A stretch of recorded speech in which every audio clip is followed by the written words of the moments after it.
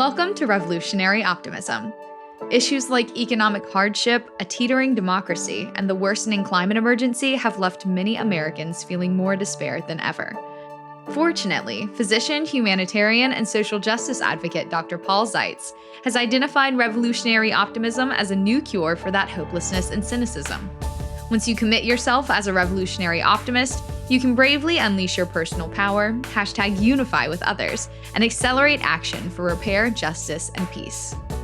On this podcast, Dr. Zeitz is working to provide you with perspectives from leaders fighting for equity, justice, and peace on their strategies for overcoming adversity and driving forward revolutionary transformation with optimism. Today's guest is Reverend Dr. Liz Theoharis. Reverend Dr. Liz Theoharis is a theologian, pastor, author, and anti-poverty organizer who has spent more than 30 years walking alongside poor and low-income communities.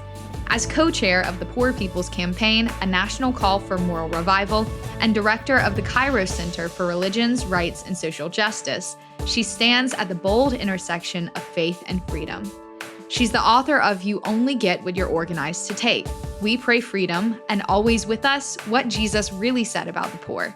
She's been recognized by the National Civil Rights Museum, the Presbyterian Church, and countless others for her unwavering commitment to justice. Here's your host, Dr. Paul Zeitz. Hey, Dr. Liz, it's so great to meet you. Thank you so much for being on the podcast today. It's really a true honor to have you here. Well, thank you for having me, Dr. Paul. It's good to be with you. Thank you. So we are living in interesting times. And I frequently, Reverend Adam Taylor, who runs Sojourners, I don't know if you know him, but he introduced this idea of a Kairosian moment, and that we may be living in one of those phases of human history right now. So where I'll let you explain what that is. So can you tell us about who you are and what the Kairos Center is up to these days? Yeah, thank you so much. So my name is Reverend Dr. Liz Theoharis. I have been organizing amongst poor and low-income folk for more than 30 years of my life. I was raised in a social justice family, and have walked at this intersection of faith and justice, and especially kind of bottom-up struggles for really my whole life. I helped to found the Kairos Center for Religions, Rights, and Social Justice some years ago, and Kairos is a Greek term, a biblical term, and it's a concept of time. But it's not chronological time. It's movement time. It's when the old ways of injustice, the old structures of inequality are crumbling, and new movements for justice are breaking through. And I would say, indeed, this is a Kairos moment.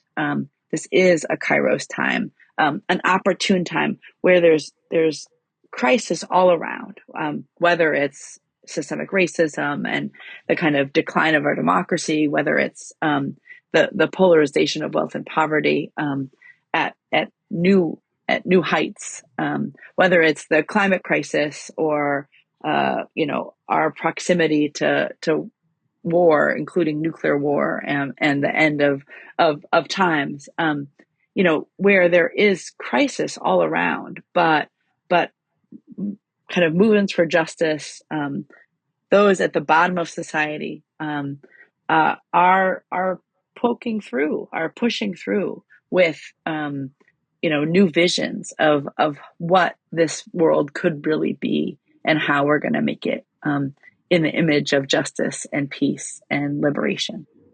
May it be so in our time. May it be so. Yeah, may in it our be time. so quickly. Indeed. In our time, yeah. So, yeah, Kairosian moment of possibility is how I understood it. Like, it seems like we're in this peril, but the paradox is that it's also a moment or a phase and time of possibility. And that's really how I buoy myself when I'm feeling despair or hopelessness. I'm very excited about your work. So can you tell us about, it's end of March 2025. And we're in the early stages of a new government at the federal level, which seems to be, I've been saying to folks, it's like the rise of Jim Crow again. It's like the racism and the billionaire class, the elites that are controlling the government, are really putting people of color, really people of economic struggle in even worse situations. The social safety net is being attacked and probably destroyed. Social Security, Medicaid, Medicare, all these programs that protect the vulnerable, the impoverished, and at least give them some foundation most of the time. What do you think is going on? I mean, I think it's really important for us to actually see what's happening now and how we kind of got here. I mean, before January, before November, even there were 140 million people who were poor or one couple $100 emergency from absolute economic ruin. That's more than 40% of the U.S. population was poor or low income. And over the course of the last couple of years, we've had tens of millions of people lose their Medicaid. We've had tens of millions of people, be on the verge of homelessness. I mean, and poverty, inequality was one of the top 5 sources of death, causes of death, even before where we are right now, right? We had fewer voting rights in the last 2 presidential elections than we'd ever had since going back to the Black freedom struggle and some of the advances that were made in the 1960s. And we could just continue to outline the crises that are, besetting our nation. And then enter Donald Trump and J.D. Vance and Elon Musk and Doge and, this a number of the richest people in the world who are making the government in their image, not in the desires of the people, not in the demands of society, but in fact, dismantling the Department of Education and core social safety net functions that people have come to rely on, including threatening Social Security, including threatening Medicare, at the same time as starting to really chip away and get rid of Medicaid. And this is impacting not the ones and twos, not the tens and twenties, not the hundreds and thousands. This is impacting millions of people. Yeah. And if we've started off with almost half of the U.S. society experiencing some form of poverty, and then now we look at the economic crisis that this is besetting. I mean, the tanking of the U.S. economy on a global scale, and that therefore the role it could play in tanking the global economy. If we look at, the kind of day-to-day struggles of everyday people in this country, let alone the cutting of aid across the world. And what we're seeing is actually throwing more hundreds of millions of people into chaos and into, both a place of no democracy, no self-determination, no say of being able to make decisions that impact your life, and the kind of ripping away of, just the means to make a living and to keep a roof over your head and to make sure your kids can have, healthcare. And so I think what we're seeing right now is not the will of people, but it is, the kind of what some of the richest people in the world, desire to do. And it's about kind of dismantling the government and what, and people expecting anything good coming from society at large. But again, I don't lose hope in a moment like this, because what I think we're also seeing at the same time is these huge cuts, these huge attacks, the scapegoating of whole communities, whether it's immigrants, whether it's LGBTQ folks, whether it's poor and low income and homeless people. At the same time, you see across the country in small towns and cities and suburbs and exurbs and some of the biggest metropolitan areas, you have people that are standing up, diaper banks and food programs. They're figuring out how to do GoFundMe's to make sure people have healthcare. Now, it shouldn't come to this, right? Our society should actually be taking care of people. But what people are doing is saying, as they kind of protest Elon Musk and Donald Trump, is that it shouldn't have to be this way. It doesn't have to be this way. And let's build society in a way that we can lift from the bottom so everybody can rise. Yes, well, thank you for that. It's very disturbing and heartbreaking, and it's also inspiring. Like you said, people are responding to the circumstances, and that's a sign of community resilience. And some people feel like the federal level is collapsing, and we need to focus on the local level, like you're doing. Late last year, I heard a talk by Gloria Steinem, and she shared a piece of wisdom that was popping in my mind as you were talking. She said that we have to serve as hospice workers for the dying systems of the past. And at the same time, we have to serve as midwives who are birthing the new systems that we're living into. So this community resilience that you're describing is part of the new systems. It probably is how I see it. So I love that metaphor. Like we have to hold both at the same time. And I've always been curious when, sometimes in the advocacy movements that I'm part of, it feels like it's the privileged people who have the luxury of taking time out of their day to deploy it into advocacy and campaigning. I've always felt a lot of empathy for people who are struggling to feed their family and have housing. They're in a daily struggle. How does your organization, either Kairos Center or the Poor People's Campaign, how do you inspire people, even when they're in dire circumstances in their day-to-day life, to also become active in campaigning and advocacy? Well, I think even what we're seeing right now, and I think it's related to that Gloria Steinem kind of concept and quote, like, is the kind of old ways dying and the new ways being born. And in both situations, people who are compelled to respond, who have no choice but to do whatever it's going to take to feed their families, are actually in leadership roles in this moment. And, I think of the quote from a favorite quote of mine from Frederick Douglass, where he says that those in pain know when their pain is relieved. Those who would be free must strike that first blow, right? And I think about from some of the anti-poverty organizing I've been doing, whether it's in the 1980s and 90s with the Homeless Union, where unhoused people, as they would be evicted or foreclosed upon, moved back into the houses that they were evicted from or foreclosed upon, and figured out a way to house themselves. And what we were able to do in this kind of National Union of the Homeless organizing drive was politicize and spread that.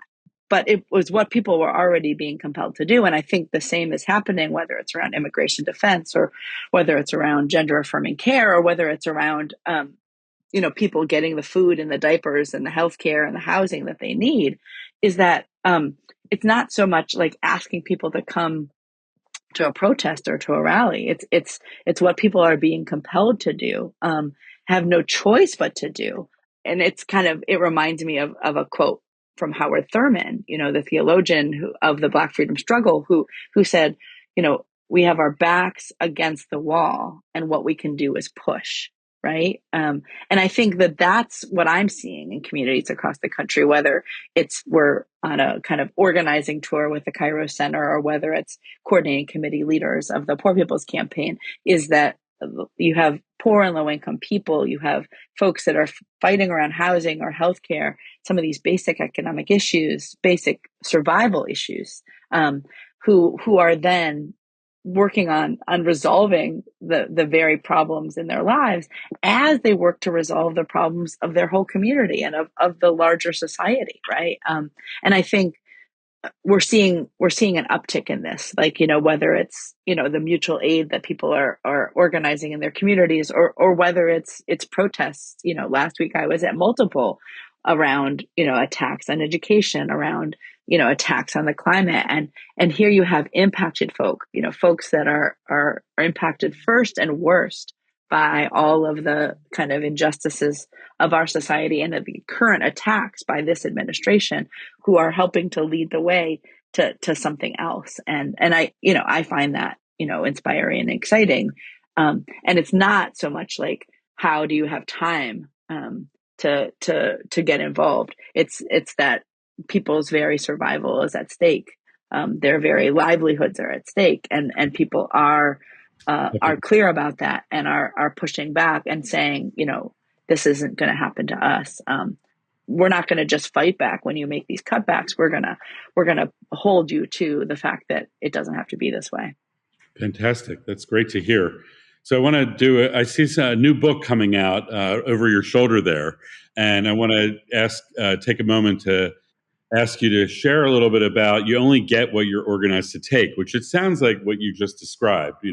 People who are in these dire circumstances for their own survival have to stand up and get organized and fight for what their own rights, their own human rights. So tell us about your book. I can't wait till it comes out, and I look forward to reading it and learning from it. Awesome. Thanks. Yeah. So you only get what you're organized to take: lessons from the movement to end poverty. I have a co-author. His name is Noam Sandweisbach, and the two of us are able to kind of tell a bunch of these untold stories, of poor people organizing, whether it's around homeless organizing or welfare rights activism, whether it's low-wage workers or these kind of new coalitions of poor and low-income folks that have emerged over the last couple of decades. It really has stories from about 3 decades worth of organizing and activism. And that title, "You Only Get What You're Organized to Take," actually comes as one of the slogans that homeless leaders in the 80s and 90s, folks that recruited me back in the mid-90s to engage in doing very grassroots anti-poverty organizing, had come up with. And, we had other slogans, no housing, no peace, homeless, not helpless, power, not pity. But one of our favorites, and part of the reason we titled this book this way, is that you only get what you're organized to take. The power of people banding together, organizing together, coming together, and not being, victims of a cruel injustice in our society, but really subjects of our own reality, agents of moral, political, epistemological agents of change in our society.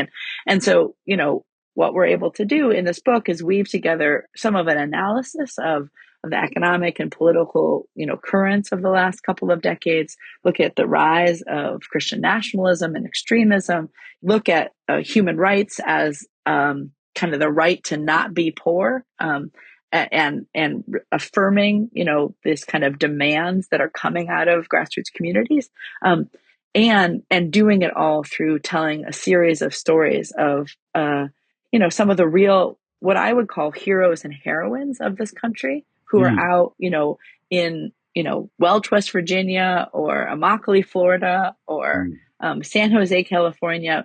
Oftentimes folks that are not talked about or seen as the real leaders, grassroots leaders, for systemic change that folk are waging, but who have some real stories and some real lessons and have won some significant victories, around water rights, around healthcare rights, around immigrant rights, around, abolishing systemic racism and police brutality. Can you give us make this real for us? Pick one of the ones in your book and help us connect with one of your heroes or heroines. Someone that's coming to my mind right now is Ms. Sharon Levine, who is a leader in Cancer Alley.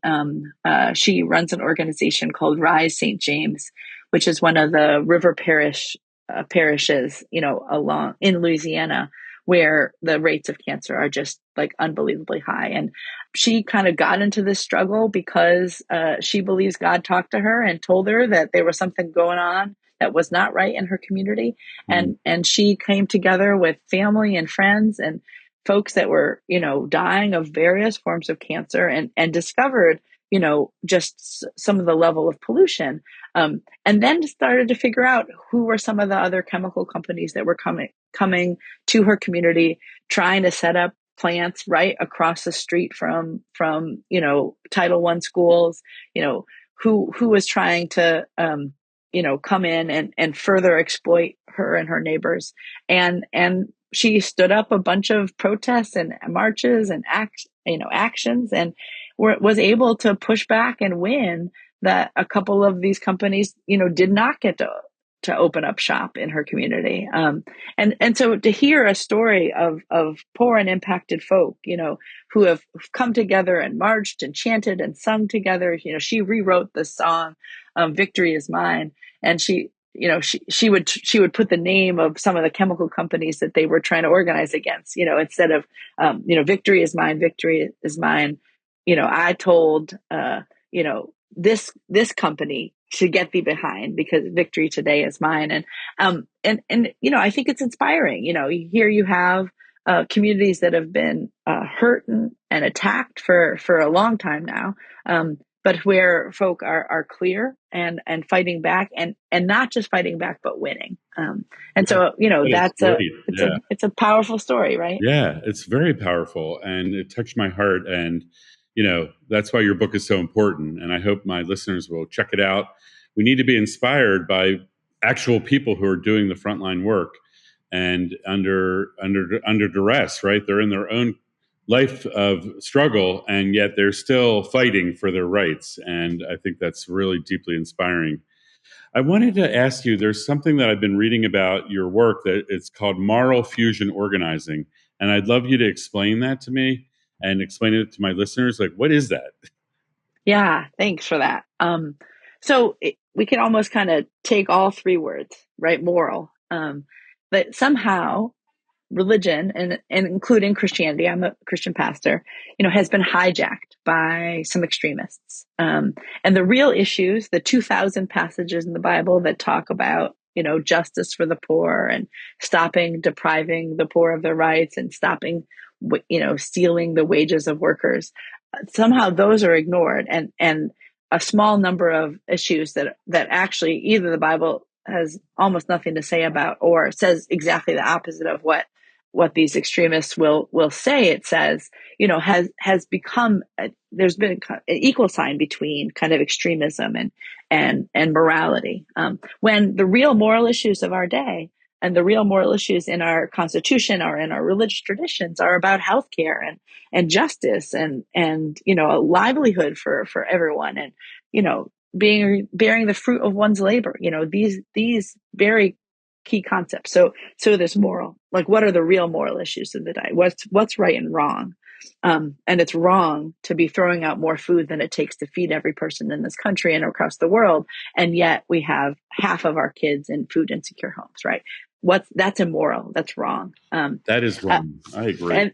And then there's fusion. And it's particularly looking at, the kind of first Reconstruction, and this movement that called itself a fusion movement of poor white and formerly enslaved Black folk, especially in the small towns and rural areas of the South, who came forward in a fusion movement, coming together across the lines that divide, fusing us into a struggle and a movement that's more powerful than any of our individual struggles and issues, and building a bridge between those lines that divide, especially around geography, especially around race in this country.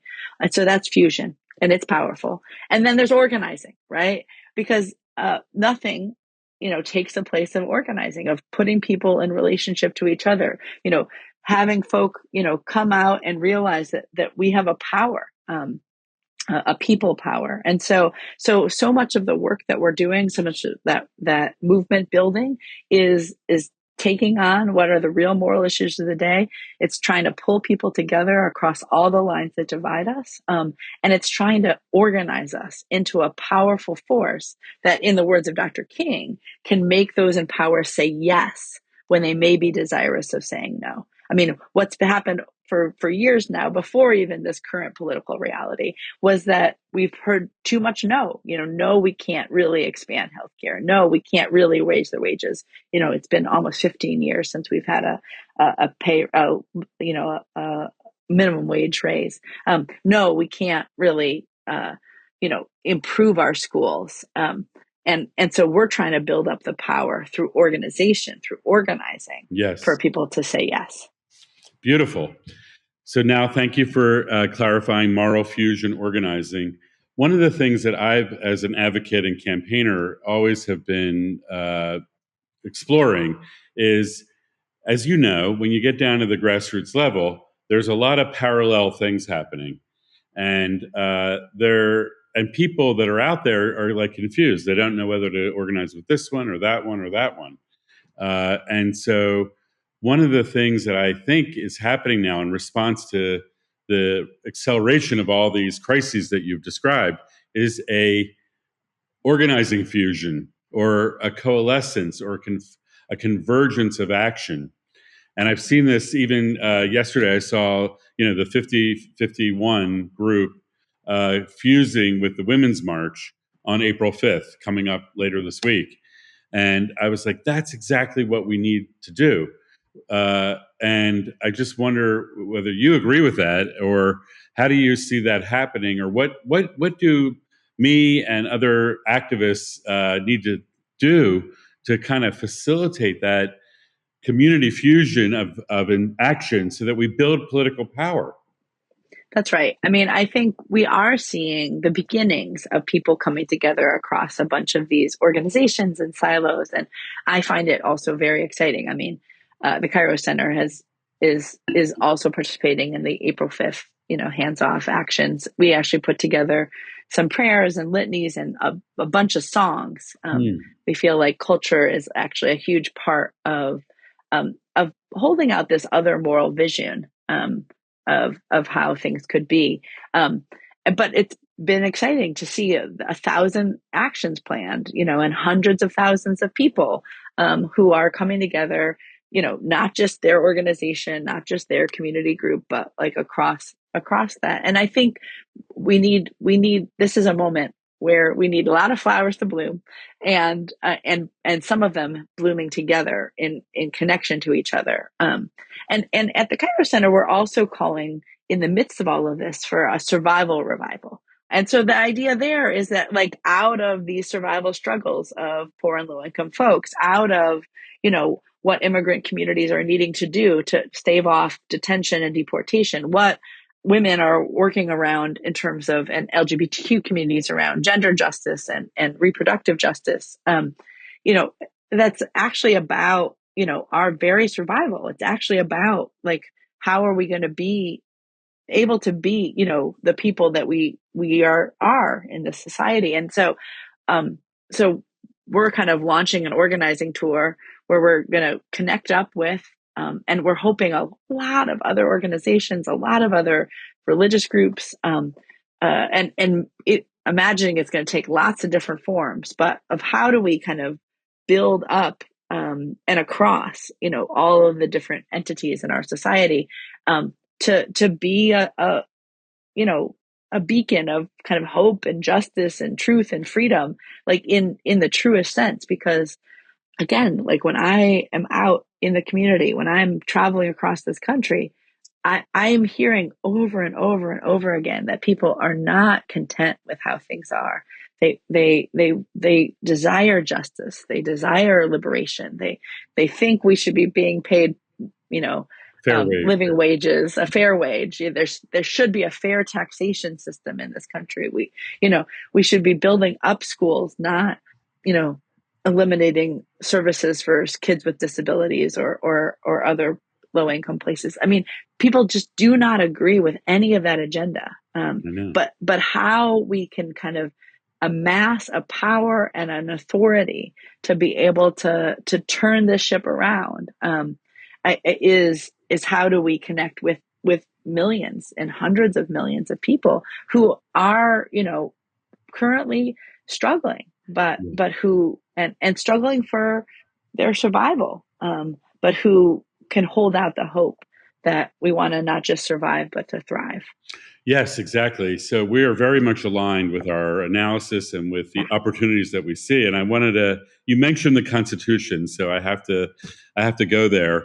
What I've been working on for the last several years, I've always understood that the governing framework that we're living under is the problem, because it was designed by white male oligarchs. It set up oppression systems. It codified caste as the form of government, basically. Like this group of wealthy elites are allowed to oppress the rest of the people. And it's 238 years later, and it works like a charm. It's so powerful. But it's outgrown its usefulness, and it's actually collapsing right now. And you have to remember, it was also written by candlelight and quill. These folks ran around in horse and buggy. They could not have imagined the complexity of the modern world, the interconnection as well with information, communication, transportation technologies. Our constitutional order is not keeping up with the rapidly changing realities, and it's not addressing the core moral values that our Abrahamic traditions call for: liberty and justice for all, as you eloquently said. So the idea that I'm working on right now is we've launched this interpartisan citizens movement called #UnifyUSA. And the idea is to go at a meso level and focus on creating citizens' assemblies where the people's voices are heard. It's a form of deliberative democracy, and focus that on hitting refresh on the U.S. Constitution. So we're calling for state assemblies, local assemblies, and we're aiming for a national citizens' assembly by June of next year, 2026, just 15 months from now, so that we can agree, the people can agree, the citizens of the country can agree on a refreshed constitution. We can then get it ratified through popular vote and through mobilization, through moral leadership, basically, and assert governing authority, basically, by July 4th, 2026, the 250th anniversary of the Declaration of Independence. Like, when I'm a doctor by training, so when the heart of America is dead, as you described so accurately, in my view, we have to do a heart transplant. We need a new governing framework, and we can't wait. We can't wait 5-10 years. We got to do it now. So that's where we're at. And the idea of it actually is what you were saying, is like, how do we create a fusion movement to take on the big system? That's what I think is possible. So I would love to hear. Now, we haven't pre-briefed on this, so I apologize. So feel free to, say pros and cons, whatever you feel called to share. No, I appreciate you sharing. I'm not sure I'm not sure I have much of either, but I appreciate the framework for sure. Okay, great. That's good. Well, let's follow up, and I'd love to talk to you about it in more detail. I've been a long follower of the Poor People's Campaign, and I worked on legislation, the third Reconstruction legislation, with Congresswoman Barbara Lee in the last cycle. I mean, how are you all? How is the Poor People's Campaign and the Kairos Project? How are you dealing with the political situation where racial justice, economic justice, gender justice, all the ending poverty? Those things aren't even on the radar right now. They're being crushed by the political system. I think it's really true that, like, right now, in fact, what's happening is so much of the kind of so many of the attacks coming from Elon Musk and Donald Trump and this administration are actually direct attacks on the poor. I mean, we've been living in a war on the poor for a while, but it's definitely intensified. In fact, Elon Musk will describe poor people as parasites, and some of the kind of thinkers behind Project 2025 and much of the legislation that the administration is forwarding at this moment, really is very at its core anti-poor, and so it is true that in a moment like this, people are just trying to hang on to kind of this, like they say, cut back, we say fight back. And I think that fight back really matters. It's important. I'm I'm excited and emboldened by the fact that many folks are fighting back. And I think that, you know, what we know is that part of actually how we got to where we are right now is because of a decades long attack on whether it's through neoliberal economic policies or whether it's through other kind of the takeover of our political systems with the Citizens United decision or the attack on voting rights and kind of democratic participation. I don't believe that this is just a time to push back or to try to get a little piece. But in fact, people are asking for a larger kind of social transformation. And in that larger social transformation, therein lies like the possibility of what it looks like to center your policies around the needs and demands of the vulnerable and of the economically insecure. And in fact, you can see the relationship and the importance of the relationship between poverty and economic insecurity and kind of authoritarianism and the kind of decline of democracy.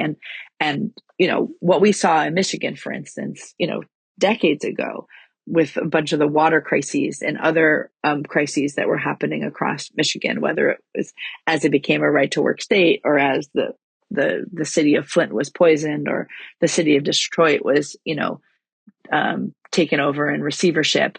What happened was that as democratic decline happened, like as the people's ability to vote for the folks that were going to make decisions about their lives was taken away, that's when especially poor and low income communities suffered even more. And so I think we have to see that the current kind of authoritarian regime and much of what was happening in the current system right now, is impacting everybody, including poor and low income people the most.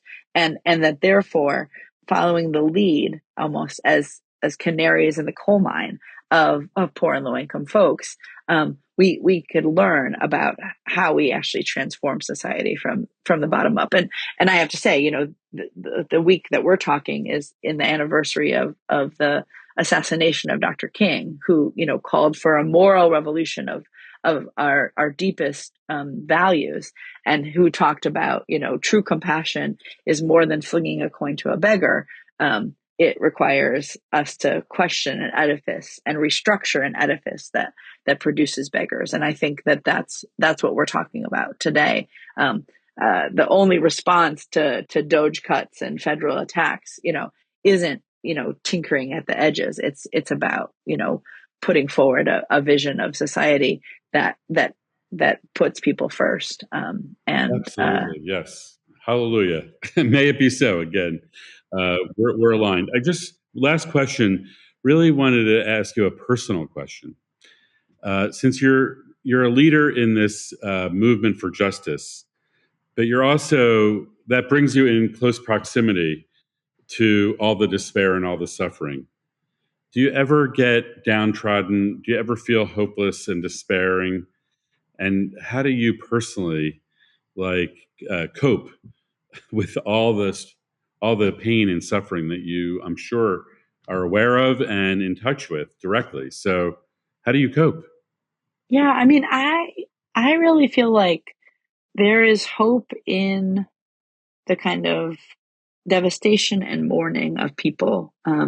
I went to seminary. My first day of systemic theology class with James Cone, the kind of father of Black theology, was 9/11. And it was really interesting because many of my classmates, had real crises of faith in seminary as the Twin Towers fell, and as I think we were thrust into a different kind of era and a different reality, right?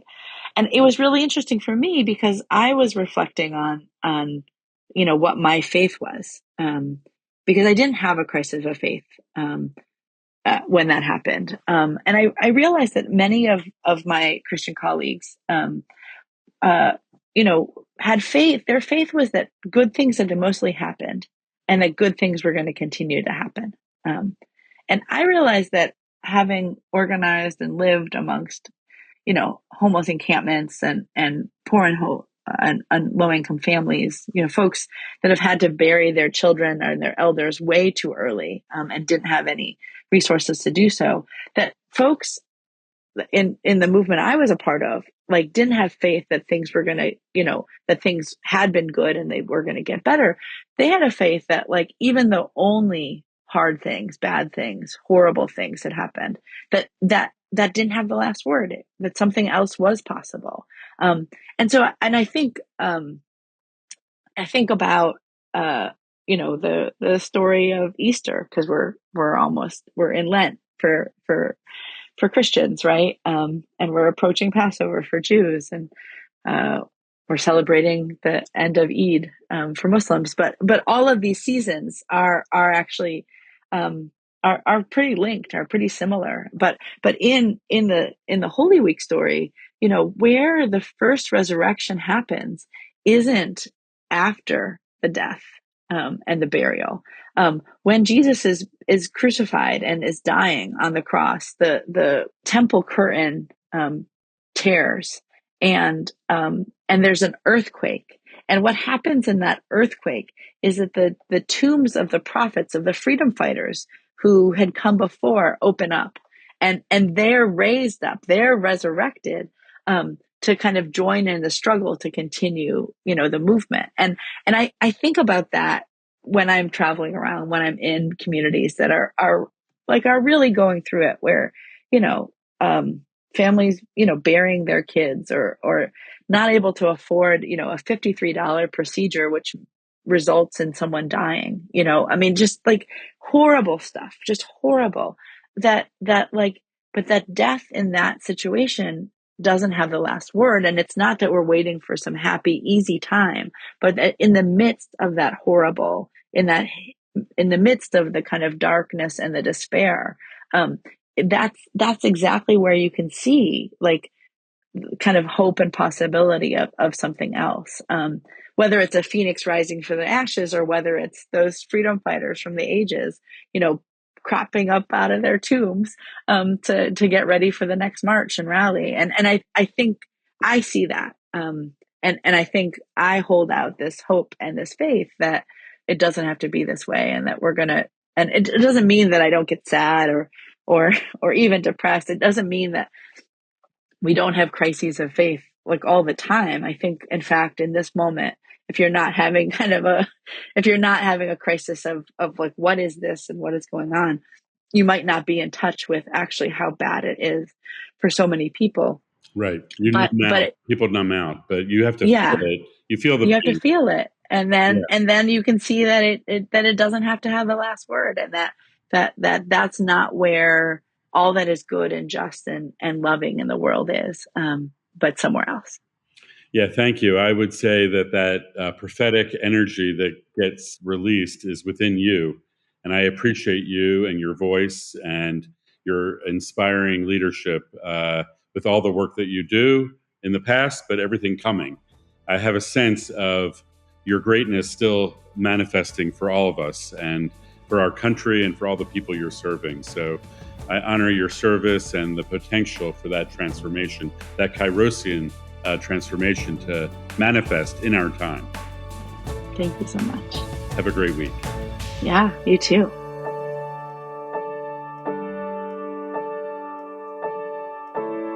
It was a great honor to have Reverend Dr. Liz Theoharis on the podcast today.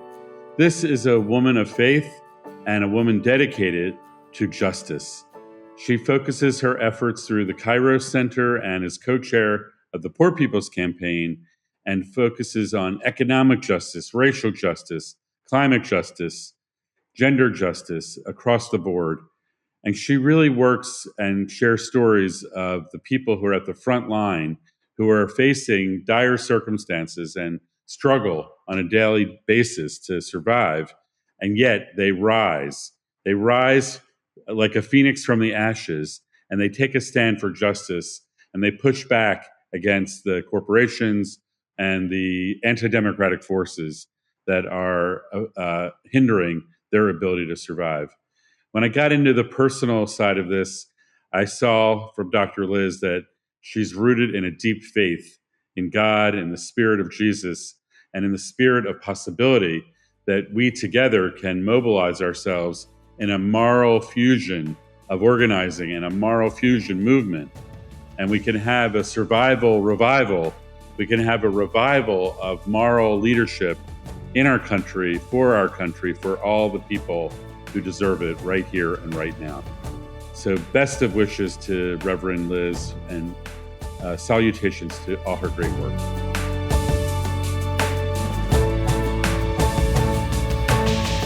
Are you ready to be part of the revolution?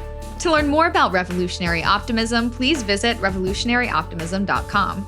To get to know Dr. Zeitz, please visit drpaulzeitz.org. And to explore building movements, please visit unifymovements.org. If you like this show, be sure to follow on your favorite podcast app so you don't miss an episode. Revolutionary Optimism, transforming the world, one episode at a time.